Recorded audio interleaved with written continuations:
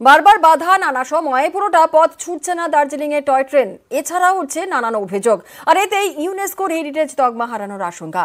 Heritage তকমা রক্ষায় বিশেষ নজর দেওয়ার আশ্বাস রেলের। দার্জিলিং পাহাড়ের রানী, মেঘ কুয়াশার নিত্যদিনের লুকোচুরি। এরই মধ্যে পাহাড়ের পাকদণ্ডি বেয়ে ঝিকঝিক।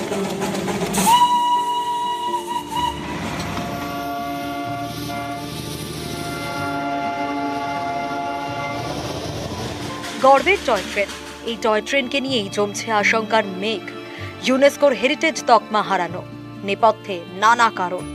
মূলত মাঝে মধ্যেই দীর্ঘদিন ধরে পুরোটা পথ ছুটতে পারছে না দার্জিলিং এর টয় ট্রেন।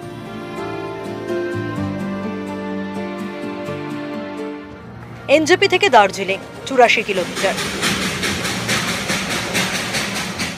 এই গোটা পথে এবছরও অনেকগুলি দিন ছুটতে পারেনি টয় ট্রেন, কারণ শিলিগুড়ি থেকে দার্জিলিং এর মধ্যে একাধিক জায়গায় লাইন ক্ষতিগ্রস্ত হয় প্রাকৃতিক দুর্যোগে। এই লাইন ঠিক করতে বারবার জাতীয় সড়ক কর্তৃপক্ষের সঙ্গে কথাও বলে উত্তর পূর্ব সীমান্ত রেল। সামনে আবার রয়েছে পর্যটনের মরশুম। এই অবস্থায় কবে ফের পুরোটা পথে ছুটবে দার্জিলিং এর টয় ট্রেন?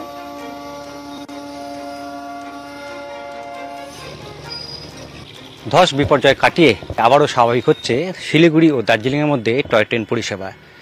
প্রায় 4.5 মাস বাদে আবারও এনজেপি থেকে ট্রেন ছুটবে দার্জিলিংয়ের পথে। 1999 সালের ডিসেম্বরে দার্জিলিং এর টয় ট্রেনকে হেরিটেজ তকমা দেয় ইউনেস্কো।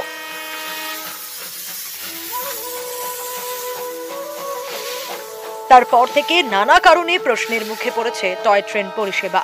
কখনো ধস, কখনো রাজনৈতিক কারণে বন্ধ থেকেছে টয় ট্রেন। ঐতিহ্যকে ঠিকমতো রক্ষণাবেক্ষণ না করারও অভিযোগ উঠেছে। 2019 সালে চিঠি পাঠিয়ে সতর্কও করেছিল ইউনেস্কো। এর আগে 2019 সালেও একই ধরনের সমস্যা তৈরি হয়েছিল।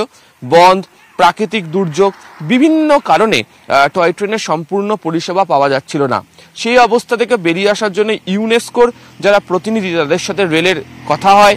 आपको पता है, आपको टॉय ट्रेन का यूनेस्को हेरिटेज को नष्ट कर दिया था। मैं आके उसको फिर रेस्टोर किया था। मालूम है, घूम स्टेशन, आपको दार्जिलिंग स्टेशन, आपको सोनादा स्टेशन हमने अच्छा से बना दिया था।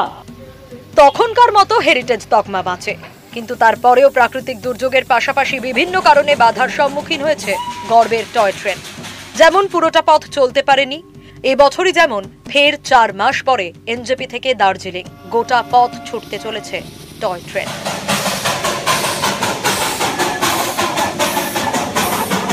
এই গোটা পথে টয় ট্রেন না চলার ফলে একদিকে যেমন উত্তর পূর্ব সীমান্ত রেলওয়েকে অর্থনৈতিকভাবে সমস্যার সম্মুখীন হতে হচ্ছে, অন্যদিকে হচ্ছে যে এই ওয়ার্ল্ড হেরিটেজ তকমা কি রাখতে পারা যাবে তা নিয়েও প্রশ্ন উঠছে। না, অ্যাকচুয়ালি এটা তো প্রবলেম হচ্ছিল ওইখানে না, সেকশনে আপনার যেটা মানে ল্যান্ডস্লাইড এগুলোর জন্য প্রবলেম হচ্ছিল।